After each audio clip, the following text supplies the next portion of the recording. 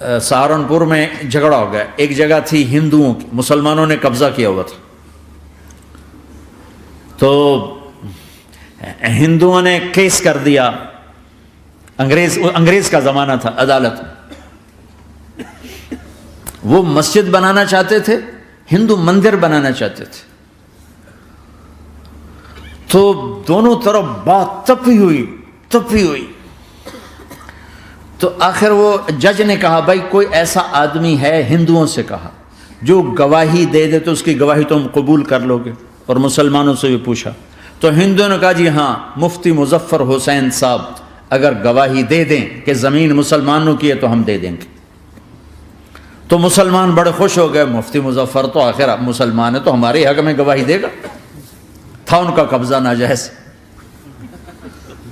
تو جب وہ عدالت میں تشریف لائے، مسلمان بڑے اطمینان کا، ہن جناب ساڈے حق وچ فیصلہ ہونا ہے، چونکہ آج کل صرف سچ کو کون دیکھتا ہے۔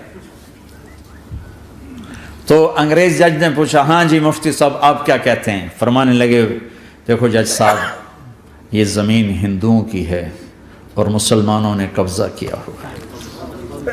تو مسلمانوں نے گالیاں نکالنی شروع، وہ یہودیوں والا بن گیا ہے نا، گالیاں نکالنی شروع کر دی۔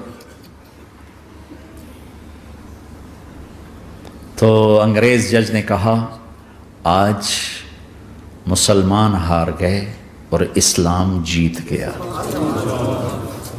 آج مسلمان ہار گئے اور اسلام جیت گیا۔ اپنی ہار مان کے اسلام کو جتا تھا، سچ بول کے اسلام کو جتا تھا، جھوٹ کے ساتھی نہ بنو، سچ کے ساتھی بنو، جھوٹ کے کاغذ بنا کر کوئی بینیفٹ حاصل نہ کرو۔ میں نیوزی لینڈ گیا، میں حیران ہو گیا، ایک ہفتہ میں رہا، ڈپریشن کا شکار رہا کہ مجھے بتایا گیا کہ پورے نیوزی لینڈ میں ایک آدمی جھوٹ نہیں بولتا سوائے پاکستانیوں کے، بنگالیوں کے اور انڈین۔ جو بنگالی، جو پاکستانی، جو انڈین پہنچے یہ جھوٹ بولتے ہیں، ہیرا پھیری کرتے ہیں، ان میں ایک آدمی جھوٹ نہیں بولتا۔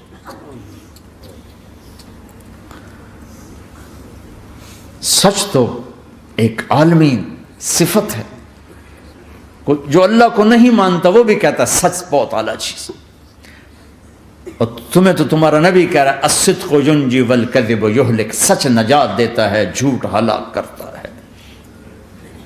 آپ تشریف لے جا رہے تھے، آپ کو آواز آئی یا رسول اللہ، تو آپ نے ادھر ادھر دیکھا، کوئی نظر نہیں آیا، پھر آواز آئی یا رسول اللہ، پھر آپ نے دیکھا تو ایک ہرنی آپ کو پکار رہی تھی، ہرنی، وہ بندھی ہوئی رسی کے ساتھ۔ تو آپ اس کے قریب گئے، کیا ہوا؟ کہ آپ کا ساتھی مجھے پکڑ کے لایا ہے، میرے چھوٹے چھوٹے بچے ہیں، بھوک سے وہ تڑپ رہے ہوں گے، آپ مجھے چھوڑ دیں، میں ان کو دودھ پلا کے واپس آ جاتا ہوں۔ اب وہ پرائی چیز ہے، تو آپ نے کہا اگر تو واپس نہ آئی تو پھر، کہ اگر میں واپس نہ آئی تو اللہ مجھے آگ میں ڈال دے، جہنم۔ تو آپ نے اس کی رسی کھول دی اور خود وہیں بیٹھ گئے۔ وہ دوڑتے دوڑتے پہاڑوں میں غائب ہو گئے اور آپ وہیں بیٹھے رہے۔ کچھ دیر کے بعد آپ نے دیکھا وہ پہاڑ سے اتر کر آ رہی تھی، کہ یا رسول اللہ میں حاضر ہو گئی۔ تو آپ نے اس کو رسی سے باندھ کے وہیں کھڑا کر دیا اور خود وہیں بیٹھ گئے۔ تھوڑی دیر ہوئی تو وہ آ گئے شکاری جو نے شکار کیا تھا، تو آپ نے کہا، ان کا نام کوئی نہیں موجود، تو آپ نے کہا میرے بھائی میری ایک درخواست ہے، آپ پوری کریں گے؟ کہ یا رسول اللہ کیوں نہیں، کہ یہ ہرنی مجھے ہدیہ کر دو۔ کہ یا رسول اللہ سب کچھ آپ کا ہے، کہ بس مجھے ہرنی چاہیے، کہ آپ لے لیں۔ تو آپ نے اس کی رسی کھولی، کہ جا بیٹی اپنے بچوں کے پاس موج کر، سچ نجات دیتا ہے، جھوٹ ہلاک کرتا ہے۔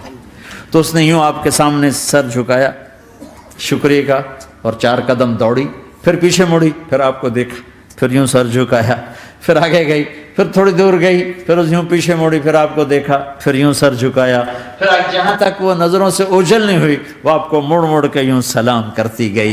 سچ تو ایک ہرنی کو نجات دے گیا، تمہیں نہیں دیکھا۔ تمہیں کس پاگل نے کہا جھوٹ بول کے پیسہ بچاؤ، جھوٹ بول کے کاغذ بناؤ، دھوکے دے کے پیپر بناؤ؟ اللہ کے واسطے اس حقارت والی سوچ سے نکلو، انسانیت پر داغ نہ بنو، ان کے قدردان بنو جنہوں نے تمہیں پاسپورٹ دیے، جنہوں نے تمہیں تعلیم کے مواقع دیے، تمہیں ہر شے میسر کی، اور آخری ممکن حد تک تمہیں ظلم سے بچانے کی کوشش کی۔ محسن کے اوپر کیوں آئے تھے اس دیس میں؟ آئے ہو تو پھر دھوکے سے بچو. جھوٹ مسلمان کہیں بھی ہو دھوکے سے بچتا ہے.